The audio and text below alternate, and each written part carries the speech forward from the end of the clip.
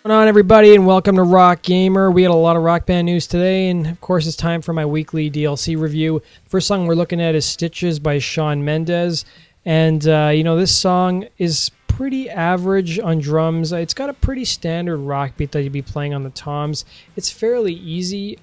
Really not a whole lot else going on between that. Maybe there's some flams thrown in as well. I found that the bass and the drums definitely had a very long intro into this song where you're just sitting around doing nothing.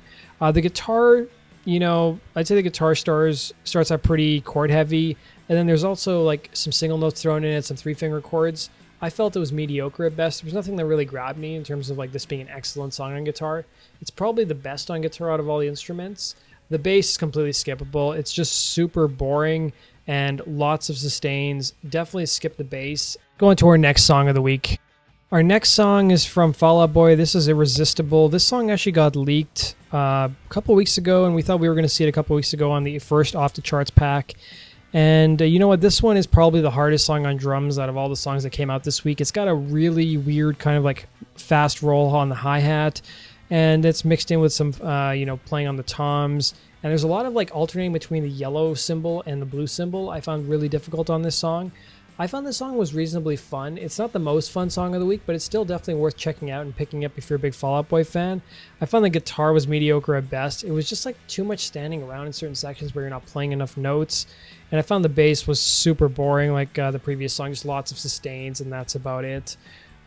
It's got a fairly easy solo to it, to the guitar. I'd say this song you could probably skip on guitar and bass. Pick up the drums if you're looking for a challenge, though. Let's go into our next song of the week. Our next song is Different Colors by Walk the Moon. This is a returning band. We had some DLC from them about a month ago. If you guys haven't already picked it up, go get Shut Up and Dance if you want a great full band song. It's easily one of my favorite pieces of DLC that Harmonix has released for Rock Band 4. I'd say that it's definitely the most fun song of the week on drums. It's not the hardest, it's probably the second hardest. I had so much fun with this just because it takes a standard rock beat and it sort of like confuses the crap out of you with like these double hits on the snare. And then there's also some really fun playing on the toms as well. Definitely recommend the song on drums. I'd say on the guitar, it was really big chord fest. I didn't really care much for it. It didn't really grab me or anything. I thought it was fairly mediocre at best. And the bass was decent. I felt that it might have actually played a little bit better than the guitar did. I found it had a little more variety to it.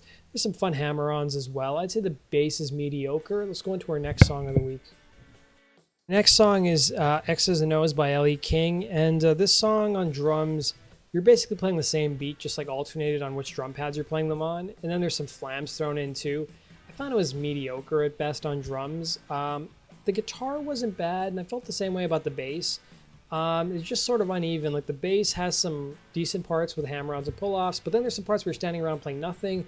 Then there's some parts where you're just playing so many sustains and it's just really boring.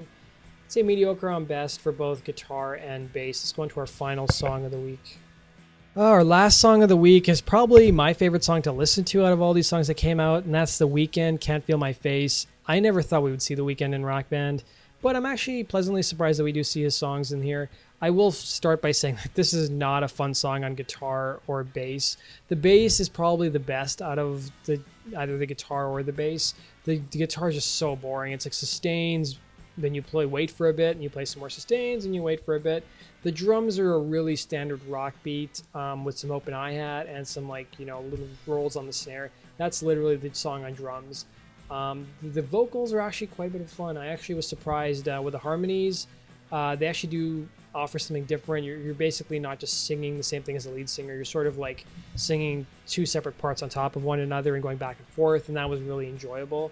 I would say that this is definitely worth getting if you're a singer on guitar. On drums, I would say like if you really love this song, then really pick it up, because I think it's going to be a huge hit at parties, because this is a song that everybody who listens to Top 40 Radio knows. That does it for this week's reviews, guys. Thanks for watching, and make sure you subscribe for the latest rhythm gaming news. Take care.